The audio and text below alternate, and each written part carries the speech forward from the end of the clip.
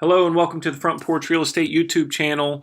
In this video, we're going to talk about the documents you need for your listings and how to fill those out. So you're going to see here the 4 documents that we require for your listings. The first one is going to be the office policy for sellers. Pretty simple document. This top section, the agent relationship, is going to talk about our relationship with that seller. That we are to look out for their best interest and their best interest only. You'll want to go over that with your client. And then this bottom section that talks about limited agency authorization, that's if we represent both parties in the transaction. And basically we're not allowed to give either side an advantage over one or the other, and we have to stay unbiased throughout that transaction. And on this one, the seller just signs below and prints their name, and that is completed.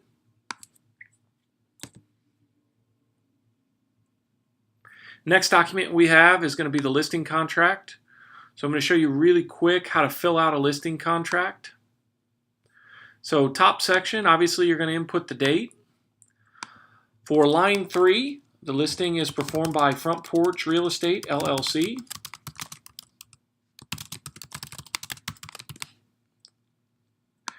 And then on line 4, it's going to be who the service is performed for, which would be the seller. So whatever the seller's names are, you'll put the seller's names down. You don't want to put Jim and Jane Smith. You would want to put Jim Smith and Jane Smith. Line 6 all the way down through 11 are going to be the address of the property.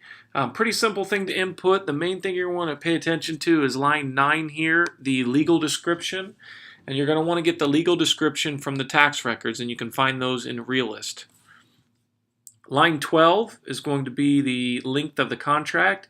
Typically we do a 6-month contract. Our agents have the freedom to do a 3-month contract, 2-month contract, whatever they want to negotiate with their sellers, they are allowed to do. Line 15, list price, whatever you've agreed upon with your seller. Possession, we're going to put negotiable. So the possession will typically be decided within the purchase agreement. So there's no need to determine how possession is going to take place on line 15. Line 16 through 21, we're typically going to put that they are not delinquent on any loans. They did not acquire this in a foreclosure proceeding. They're not a foreign person and not subject to a foreign investment tax. Mortgage types, 9 times out of 10, we're going to check commercial, insured, conventional, FHA, and VA. Line 31, these are going to talk about the items that do not stay with the property. These would be fixtures that the seller plans on taking with them. Maybe they have a light fixture that's sentimental that they're going to replace with something else. This is a good place to put that. And then line 32, items included in the sale. This would be extra items like a pool table, furniture, items that don't traditionally get considered fixtures. Now keep in mind, lines 31 through 35, just because it's in the listing contract does not mean it's a part of the purchase agreement. They would also need to go in the purchase agreement as well. Line 29, we're going to jump back to that. We're going to put to be determined there because we don't know if they're going to pay any costs associated with the purchase until we get that purchase agreement in hand. Line 36, Section A, just says that this is an exclusive listing, that Front Porch Real Estate is the only brokerage that has the right to sell it, but we'll work with any other brokerage in the world, country, state, or city to get that job done. Item 4 under Section A, we're going to put 180 days. So what this clause says is if we terminate this agreement, the seller cannot sell to anyone that was procured through our marketing for 180 days. Line 56, most people will put 10% here. I personally put not applicable or 0. This is the interest paid if commission is not paid at closing. In Indiana, 99% of the time that commission is going to be paid at closing, so this is a non-factor. It just muddies up the communication with the seller when we put a number in here that there's a slim to none chance that it will ever come into play. Broker commission, we're going to go over here down to page 2. Let's say you're going to take a listing for 6%.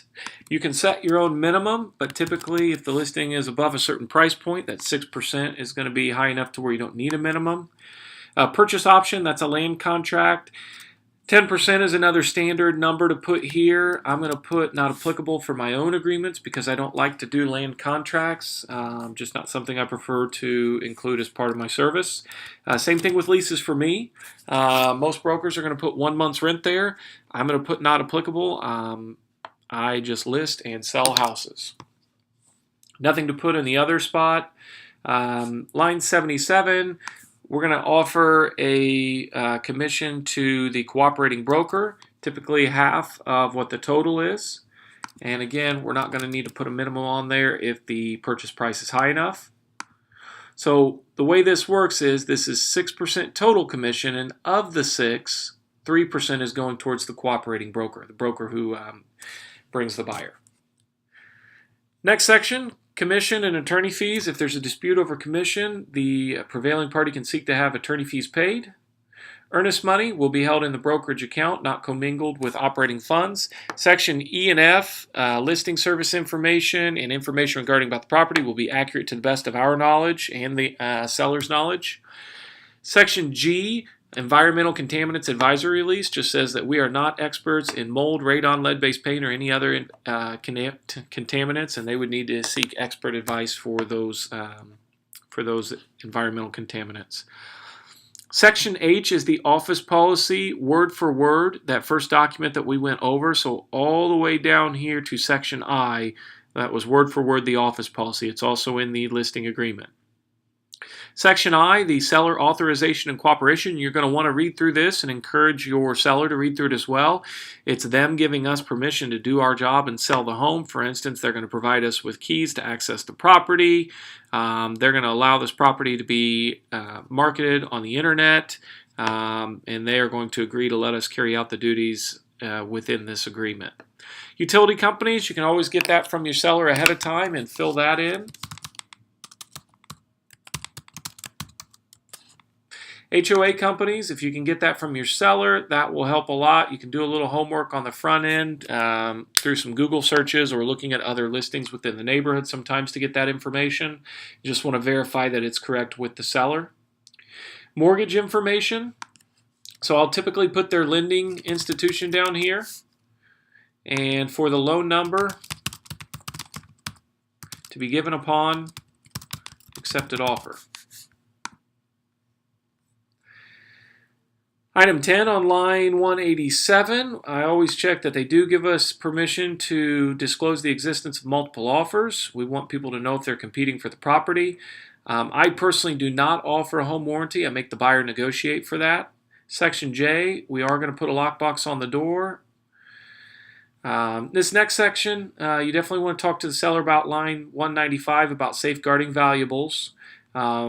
They're more likely for a young kid to pick something up that looks interesting than a grown adult to steal something, but it is always possible. So they want to keep valuable items out of sight, out of mind. Item 3 here, I put they do not authorize the broker to access the property without their permission. Fair housing, Section K, will sell to anyone. We don't care about color of skin or anything else. All we care about is the amount of money and the terms of the offer. Section L, additional provisions. You'll want to encourage your seller to read through this themselves to make sure that they understand these additional provisions. Many of them, they're pretty simple. Seller understands the terms of the contract, have received a copy. You do want to ask if they have their real estate license. Most of the time the answer is no. You don't have to put anything in there if they don't have that. You'll want to discuss wire fraud with them and let them know that if they receive any electronic communication in regards to money, that they will want to have a conversation via telephone with you to discuss that email to make sure it's not wire fraud. Further conditions, typically not going to put a whole lot there. The seller will let you know if something needs to go there. And then you're going to have your name here. You're going to put your real estate license here. The company real estate license will go here, RC514-00099. And you can see here where your seller signs. We'll save that document.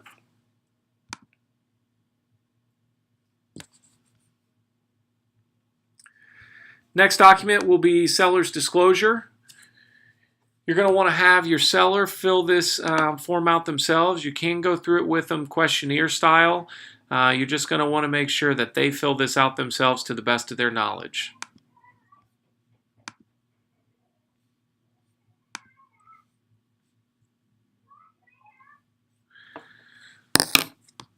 Okay, we've got one other form within here. I'll go back into the loop, and that's the lead-based paint.